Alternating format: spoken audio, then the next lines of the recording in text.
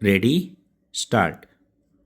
आइए आज हम अपने विचारों को उस दिन तक ले जाएं जब हमने गणराज्य की घोषणा की थी।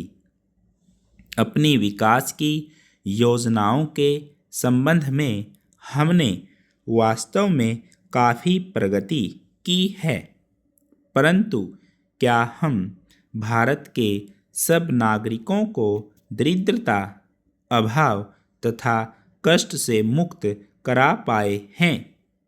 प्रकृति की शक्तियों को अपने अधीन करने और जनता के कल्याण के लिए उन्हें नियंत्रण में लाने की दिशा में भी हम आगे बढ़े हैं, किंतु हम यह नहीं भूल सकते कि कुछ महीने ही हुए हमें भारत के उत्तर पूर्वी प्रदेशों में भयानक बाढ़ का सामना करना पड़ा था, जिसके कारण यातायात के साधन छिन्न भिन्न हो गए और वहाँ की जनता को भारी हानि उठानी पड़ी।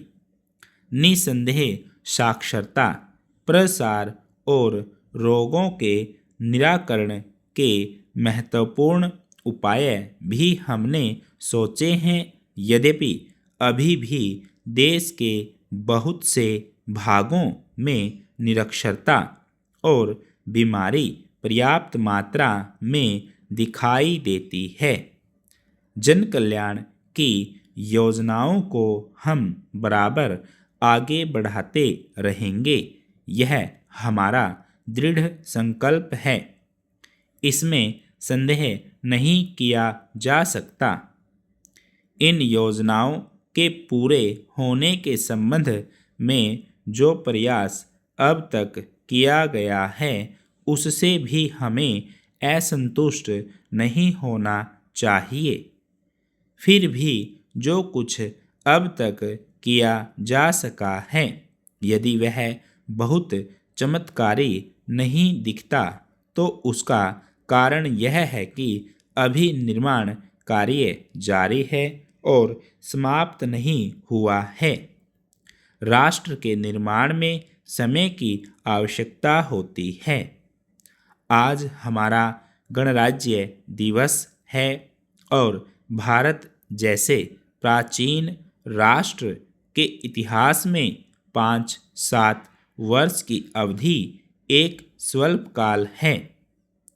आइए अब हम विगत वर्ष की घटनाओं पर नज़र डालें और यह देखें कि विकास के कार्यों और निर्माण योजनाओं की दिशा में हम कहाँ तक आगे बढ़ सके हैं।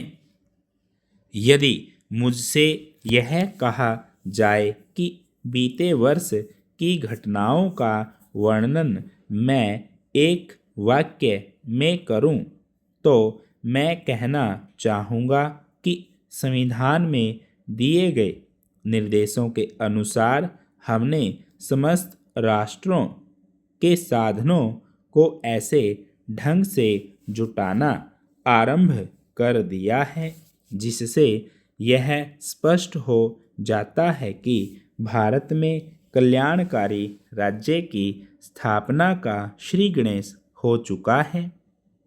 पिछले वर्षों में हमने जो संकल्प और दावे किए थे, अब वे मूर्तिमान होने लगे हैं। इसलिए अब यह समझना कठिन नहीं है कि राष्ट्र किधर जा रहा है और आगामी 10 या 15 वर्षों में हम किस स्थिति में होंगे। महान नदी घाटी योजनाओं पर बराबर कार्य जारी है। इनमें से एक योजना भाखड़ा नंगल योजना से बहुमूल्य पानी और बिजली पंजाब, पेप्सू तथा राजस्थान के भागों को मिलने भी लग गई है।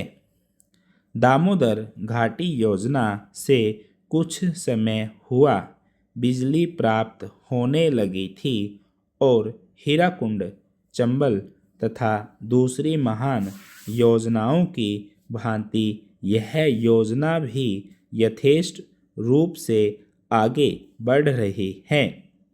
भाखड़ा नंगल योजना का प्रथम चरण समाप्त होने से अब यह स्पष्ट है कि इन महान योजनाओं के द्वारा देश में कितने महत्वपूर्ण परिवर्तन हो जाएंगे। महोदय, कोसी नदी, जिसे शोक और दुख का सूचक माना जाता है, इस वर्ष फिर अपने प्रकोप से महान हानि का कारण बनी। अब इस नदी पर काबू पाने और इसकी उपद्रवी लीला समाप्त करने के लिए भी योजना तैयार हो गई है। इस योजना की रूपरेखा तैयार हो चुकी है और निर्माण का काम हाथ में लिया जा चुका है। आशा है इस योजना के निर्माण से बड़े पैमाने पर जनसाधारण को सेवाएं उपलब्ध होंगी।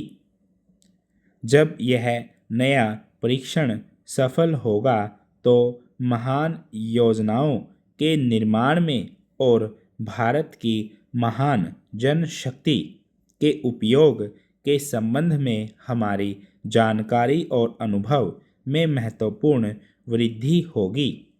औद्योगिकरण के क्षेत्र में उन्नति, उत्पादन में और अधिक वृद्धि और भारत की प्रति व्यक्ति आय में वृद्धि विचाराधीन वर्ष की कुछ महत्वपूर्ण बातें हैं। औद्योगिकरण के साथ ही रोजगार के क्षेत्र को विस्तृत करने के प्रयत्न भी बराबर जारी हैं। कुटीर उद्योगों और घरेलू धंधों को प्रोत्साहन देकर औद्योगिकरण और रोजगार में समुचित संतुलन स्थापित करने का प्रयास किया जा रहा है।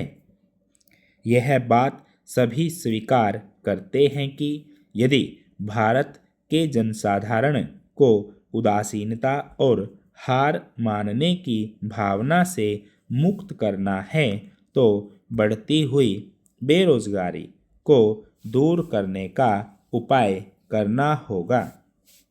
इस दिशा में घरेलू उद्योग धंधे बहुत से लोगों को आंशिक या पूर्ण उपयोगी काम देकर इस समस्या का बहुत कुछ समाधान कर सकते हैं। इसीलिए पंचवर्षीय योजनाओं में घरेलू उद्योगों को पुनर्जीवित करने और चालू कुटीर उद्योगों को प्रोत्साहन देने की व्यवस्था की जा रही है। विदेशी मामलों के क्षेत्र में हमारी सफलता और भी अधिक है। हमारी नीति, जिसे मैं सक्रिय और स्वउद्देश्य तटस्थता की नीति कहना चाहूँगा, वास्तविक व्यवहार में किसी भी देश अथवा यहाँ के लोगों को अपना शत्रु न समझने की नीति है। इस नीति के फलस्वरूप हमें विश्व शांति के पक्ष की कुछ सेवा करने का अवसर मिला है। हम प्रसन्न और आभारी हैं कि संसार के राष्ट्रों में भारत का स्थान इतना ऊंचा है। इंडो चीन निरीक्षण और नियंत्रण अंतर्राष्ट्रीय आयोग की अध्यक्षता हमने स्वेच्छा से स्वीकार की है और हमारे नागरिक यथासाध्य उस देश में शांतिपूर्ण निर्वाचन संबंधी समस्याओं का सामना कर रहे हैं। हम सभी राष्ट्रीय अथवा अंतर्राष्ट्रीय समस्याओं का निपटारा शांतिपूर्ण ढंग से चाहते हैं। मुझे बहुत प्रसन्नता है कि भारत में फ्रांसीसी बस्तियों की समस्या शांति और सद्भावना के वातावरण में सुलझ सकी है। शांतिपूर्ण प्रणाली की सफलता का वह एक महत्वपूर्ण उदाहरण है।